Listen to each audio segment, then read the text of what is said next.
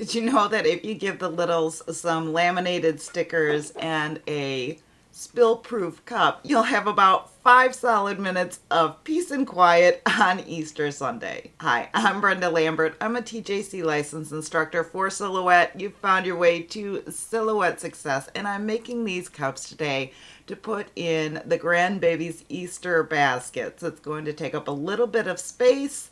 It's going to give them something fun and productive to do on Easter Sunday, and there will be a little less candy in the basket this year, which their parents will definitely appreciate.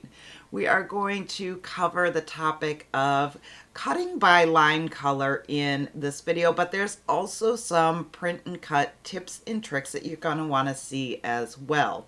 This is a super simple project, a ton of fun, and I do love the way that they turned out. These are going to be so super cute in the basket. I grabbed this clip art bundle from Creative Fabrica, and I will put a link in the description below so that you can grab it for yourself if you'd like. I pulled all of the images onto my design page, got them scaled down to the right size, and arranged them on my sheet.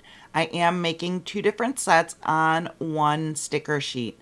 I created the offsets around each of the stickers, and then I made the rectangle so that it can be die cut, and I will have the perfect little sticker sheets to stick in the color changing cups. Now, in order to set a project up to cut by line, we need to make sure that our lines are different colors in the design page. You can see that the outline for the images is black, my offset line is red, and I made the rectangle lines blue. Now we can go over to the send page and take a look. I've already got it set to cut by line.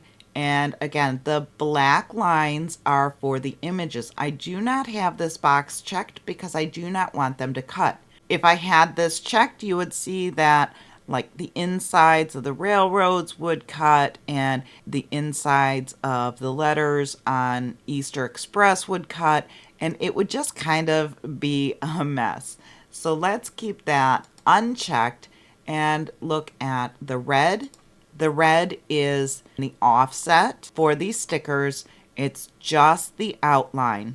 I want the stickers to be a kiss cut. I do not want the sticker part to cut through the backing. I did bump my blade depth up to a 5 though, because I am going to put laminate over these stickers. They're going on a cup and I want them to be somewhat water resistant so that they can be washed. So I have my blade set to a 5. I left the force at 14 and 1 pass. Now for the blue outline of the rectangles, that's going to be the die cut. So I have my settings switched over to blade depth of 10, force of 20, and 2 passes. I know that seems a little bit excessive, but we have to get through the laminate, the sticker sheet, and the backing. So this should work well. Let's get these printed out, and then we can go on to getting them laminated and put them through the machine. Here is the printed sticker sheet, and this is the laminate that I'm going to be using today. I'm going to get this started by peeling just a little bit off of the back and folding it over so I can set it in place easier. Now, I don't want to cover up these registration marks because it's harder for the machine to read the marks if they are glossy. So we're going to leave them uncovered. And the nice thing about this is if I turn my sheet of laminate sideways, it's going to fit perfectly in between those registration marks as long as I've left them at the default setting. Then I only have to trim the extra that is hanging off the side. I'm using my felt covered scraper to apply the laminate here, and if you don't have one of these, I highly recommend that you grab one. They're not that expensive, but the scraper helps to lay the laminate down without air bubbles, and the felt across that tip helps prevent scratching. The laminate adds a little extra shine and really makes the colors pop, but also it's going to make these stickers water resistant. They are not waterproof. You should not put these cups in the dishwasher, and you should not soak these cups, but they should be protected enough so that they can be hand washed without damage to the stickers. While these are cutting out, let's go through just a couple of tips for perfect print and cut. When you are on your design screen, you want to make sure that the hatched areas on your design mat are clear. You don't want anything to print in the grayed out areas. You want to keep your registration marks at the default if you are just starting out.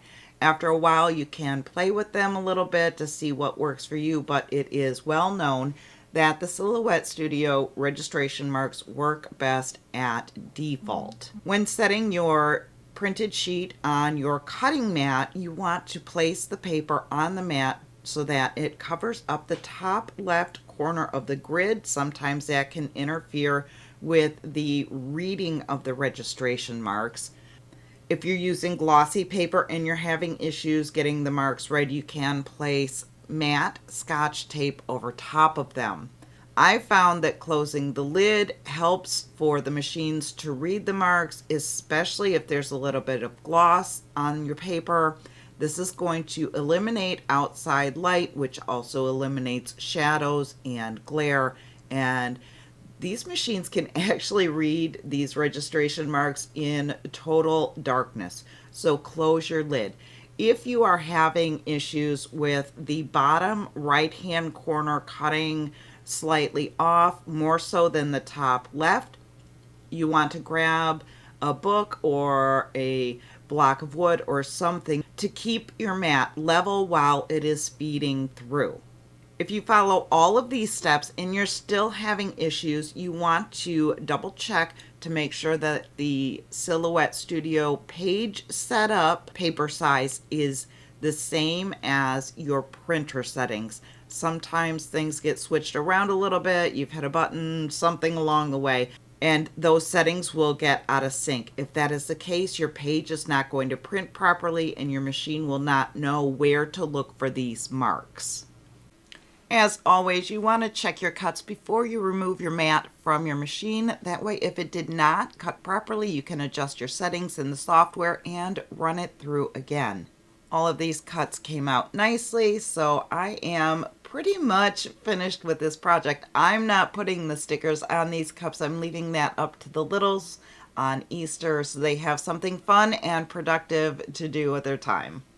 I am still looking for more crafty ideas. If you have something that you just love to put in your baby's Easter baskets, please drop the ideas in the comment section below. There's still time for me to get a little bit more crafting done for the holiday. I am thinking about doing some Easter shirts that these kids can color with washable markers. They can color them, parents can wash them, and they can color them again. What do you think? Let me know. I'll see you in the next video.